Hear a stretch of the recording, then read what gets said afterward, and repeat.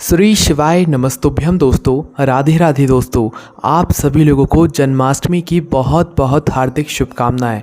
हम आशा करते हैं कि आप सभी लोगों ने व्रत रखा होगा जन्माष्टमी का, और साथ ही में आप लोग भगवान श्री कृष्ण जी का जन्माष्टमी के उनके जन्मोत्सव के उपलक्ष्य में उनका जन्म भी करवा रहे होंगे। आपकी पूजन आरती हो रही होगी और आप चाह रहे होंगे कि हमें अब जन्माष्टमी की व्रत कथा सुनने को मिल जाए, जिससे कि हमें हमारे इस जन्माष्टमी की पूजन का फल, साथ ही में हमें हमारी इस जन्माष्टमी के व्रत का फल संपूर्ण रूप से मिल सके। तो दोस्तों, इस वीडियो में हम आपको सुनाते हैं जन्माष्टमी की अच्छे से संपूर्ण व्रत कथा। तो दोस्तों, आप सभी लोग जानते हैं कि इस कथा को सुनने के बाद आपके कई सारे पाप नष्ट हो जाते हैं, और इस कथा को ज़रूर सुनना चाहिए जन्माष्टमी के दिन, जो कि भगवान श्री कृष्ण जी की ही कथा है। दोस्तों, कथा को शुरू करते हैं। स्कंद पुराण के अनुसार द्वापर युग में मथुरा में उग्रसेन नाम के एक राजा हुआ करते थे, जो स्वभाव से सीधे सीधे थे, जिसकी वजह से उनके पुत्र कंस ने ही उनका राज्य हड़प लिया और स्वयं मथुरा का राजा बन गए।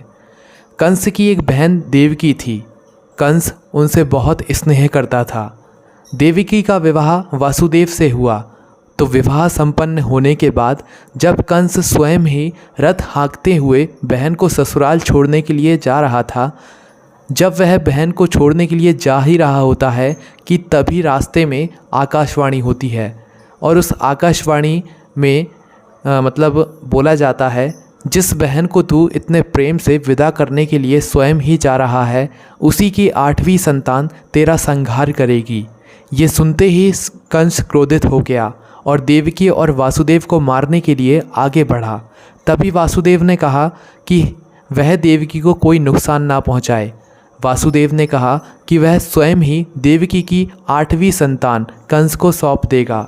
इसके बाद कंस ने उन दोनों को मारने के बजाय कारागार में डाल दिया। इस तरह से कारागार में ही देवकी ने अपनी 7 संतानों को जन्म दिया, और कंस ने एक एक करके सभी को मार दिया। इसके बाद जैसे ही देवकी की 8वीं संतान होने को थी, वैसे ही कंस ने कारागार का पहरा और भी कड़ा कर दिया। जब भाद्रपद माह के कृष्ण पक्ष की अष्टमी को रोहिणी नक्षत्र में कान्हा जी का जन्म हुआ, तभी श्री विष्णु जी ने वासुदेव जी को दर्शन देते हुए कहा कि वह स्वयं ही उनके पुत्र के रूप में जन्म ले रहे हैं। उन्होंने ये भी कहा कि वासुदेव उन्हें वृंदावन में नंद बाबा के घर पर छोड़ आए और यशोदा जी के गर्भ से जन्मी कन्या को कारागार में ले आए। यशोदा जी के गर्भ से जन्मी कन्या कोई और नहीं बल्कि स्वयं माया थी। यह सब कुछ सुनने के बाद वासुदेव जी ने ठीक वैसा ही किया जैसा उनसे श्री हरि विष्णु जी ने कहा था। भगवान श्री कृष्ण जी का जैसे ही जन्म हुआ, वैसे ही वासुदेव जी ने उन्हें अपनी गोद में उठाया। कारागार के ताले स्वतः ही खुद ही खुल गए। पहरेदार नींद के आगोश में आ गए। फिर वासुदेव जी ने कन्हैया को टोकरी में रखकर वृंदावन की ओर निकल पड़े। दोस्तों, कहते हैं कि उस समय यमुना जी पूरे उफान पर थीं, और जब वासुदेव जी कन्हैया जी को टोकरी में रखकर ले जा रहे थे, तो उनके चरण को छूने के लिए जो यमुना जी थीं वो और उफान पर आ रही थीं, जिसके बाद यमुना जी ने कन्हैया जी के चरण को स्पर्श कर लिया था। उसके बाद उनका उफान कम हो गया था। दोस्तों, वासुदेव जी ने टोकरी को सिर पर रखा और यमुना जी को पार करके सीधा नंद बाबा के घर पर पहुंच गए।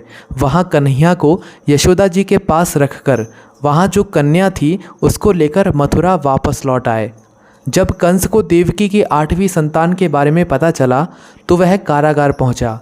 उसने देखा कि देवकी की 8वीं संतान तो कन्या है, लेकिन फिर भी वो उसे जैसे ही ज़मीन पर पटकने लगता है कि वह माया रूपी कन्या आसमान में पहुंचकर बोली कि रे मूर्ख, मुझे मारने से क्या होगा? तेरा काल तो पहले से ही वृंदावन पहुंच चुका है, और वह जल्दी ही तेरा अंत करेगा। इसके बाद कंस ने वृंदावन में जन्मे सभी नवजातों का पता लगाया। जब उसे यशोदा के लाला का पता चला, तो उसने उसे मारने के लिए कई प्रयास किए, लेकिन कोई भी उस बालक का बाल भी बांका नहीं कर पाया। फिर श्री कृष्ण जी ने युवा अवस्था में कंस का वध किया।